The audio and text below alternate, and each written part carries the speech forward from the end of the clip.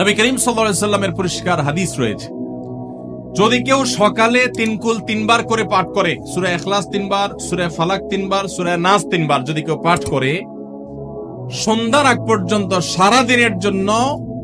ওই পাঠকারী ব্যক্তি আল্লাহ তাআলার জিম্মায়, আল্লাহর হেফাজতে, আল্লাহর নিরাপত্তায় সে চলে যায়। যত প্রকার অনিষ্ট আছে, ক্ষতি আছে, দৃশ্যমান ক্ষতি, অদৃশ্যমান ক্ষতি, সব ধরনের ক্ষয়ক্ষতি থেকে এবং আকস্মিক বিপদ থেকে, মুসিবত থেকে আল্লাহ রাব্বুল আলামিন ওই ব্যক্তিকে হেফাজত করেন, যে ব্যক্তি ইয়াকিনের সাথে, ঈমানের সাথে, দৃঢ়তার সাথে আল্লাহ তাআলার কাছে প্রার্থনা করে এই সূরাটা সকালে 3 বার পাঠ করে। একইভাবে যে ব্যক্তি সন্ধ্যায় পাঠ করে, মাগরিবের আগে বা পরে, আসরের পর থেকে নিয়ে মাগরিবের আগে কিংবা এশার আগ পর্যন্ত পুরো সময়ের ভিতরে যদি কেউ এই 3 কুল 3 বার পাঠ করে, তো সারা রাত জুড়ে ওই ব্যক্তি, এই পাঠকারী ব্যক্তি আল্লাহ রাব্বুল আলামিনের নিরাপত্তায় প্রবেশ করে যায়।